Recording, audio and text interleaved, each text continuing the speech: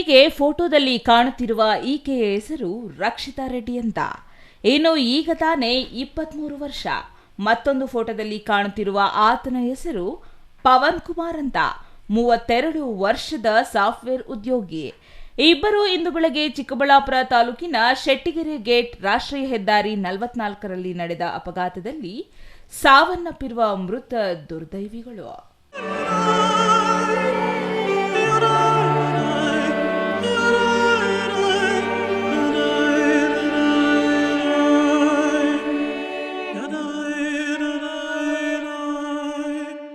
ಹೌದು, ರಕ್ಷಿತಾ ಹಾಗೂ ರಾಜಶೇಖರ್ ರೆಡ್ಡಿ ಆಂಧ್ರಪ್ರದೇಶದ ಅನಂತಪುರ ಜಿಲ್ಲೆಯ ನಿವಾಸಿಗಳು.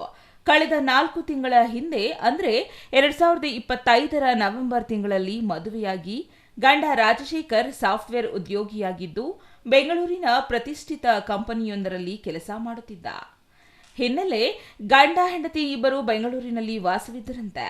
ಮೃತ ಯುವತಿ ರಕ್ಷಿತಾ ಖಾಸಗಿ ಕಾಲೇಜಿನಲ್ಲಿ ಎಂಎಸ್ಸಿ ವಿದ್ಯಾಭ್ಯಾಸ ಮಾಡುತ್ತಿದ್ದರಂತೆ. ಇನ್ನು ರಾಜಶೇಖರ್ ತಮ್ಮ ಅಂದ್ರೆ ಚಿಕ್ಕಮ್ಮನ ಮಗ ಪವನ್ ಕುಮಾರ್ ಸಾಫ್ಟ್ವೇರ್ ಇಂಜಿನಿಯರ್ ಆಗಿದ್ದು ಅವರೂ ಸಹ ಬೆಂಗಳೂರಿನಲ್ಲಿ ಕೆಲಸ ಮಾಡುತ್ತಿದ್ದರು.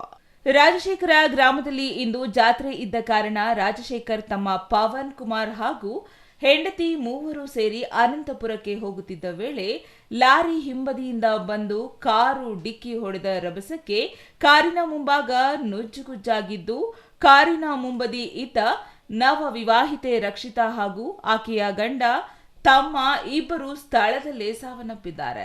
ಇನ್ನು ಗಂಡ ರಾಜಶೇಖರಗೆ ಗಂಭೀರ ಗಾಯಗಳಾಗಿ ಬೆಂಗಳೂರಿನ ಆಸ್ಪತ್ರೆಗೆ ರವಾನಿಸಿದ್ದಾರೆ. ಇವತ್ತು ಬೆಳಗ್ಗೆ ಸುಮಾರು 7 ಗಂಟೆ ನಂತರ ಇವರು 3 ಜನ, ನಮ್ಮ ಚಿಕ್ಕಪ್ಪನ ಮಗ, ನಮ್ಮ ತಮ್ಮ, ಅವ್ರ ಕಸಿನ್ಸ್ ಇಬ್ಬರು ಊರಿಗೆ ಹೋಗ್ಬೇಕಂತ ಹೊರಟಿದ್ದಾರೆ. ಬ್ಯಾಂಗ್ಳೂರಿಂದ ಅನಂತಪುರ ಜಿಲ್ಲೆ ಆವಳಿಗಿ ಗ್ರಾಮ ಅನ್ನೋ ಊರಲ್ಲಿ ಅಲ್ಲಿ ರಥೋತ್ಸವ ಇತ್ತು ಇವತ್ತು. ಆ ರಥೋತ್ಸವದ ಅದಕ್ಕೋಸ್ಕರ ಅವರು ಹೋಗ್ಬೇಕು ಅಂದ್ಕೊಂಡಿದ್ರು. ಅಲ್ಲಿ ಹೋಗ್ತಾ ಇರಬೇಕಾದ್ರೇ ಈ ಘಟನೆ ನಡೆದಿದೆ. ಅದು ಚಿಕ್ಕಬಳ್ಳಾಪುರ ದಾಟಿದ ಮೇಲೆ ಹೈವೇ ಮೇಲೆ ಈ ಘಟನೆ ಆಗಿದೆ. ಅದನ್ನು ನೋಡಿದ್ರೆ ಲಾರಿಗೆ ಈ ಕಾರು ಹೋಗಿ ಡಿಕ್ಕಿ ಹೊಡೆದಂಗೆ ಕಾಣಿಸ್ತಾ ಇದೆ.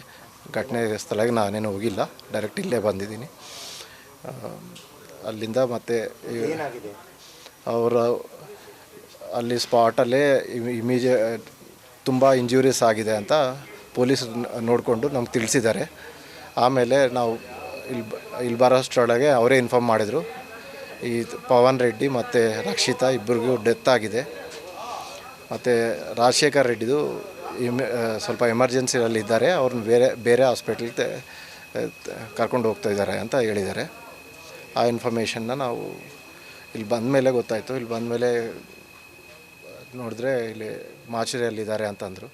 ಇನ್ನು ಪೆರೆಸಂದ್ರ ಪೊಲೀಸ್ ಠಾಣೆ ವ್ಯಾಪ್ತಿಯಲ್ಲಿ ಘಟನೆ ನಡೆದಿದ್ದು ಸ್ಥಳಕ್ಕೆ ಪೊಲೀಸರು ಭೇಟಿ ನೀಡಿ ಪರಿಶೀಲನೆ ನಡೆಸಿ ಪ್ರಕರಣವನ್ನ ದಾಖಲಿಸಲಾಗಿದೆ.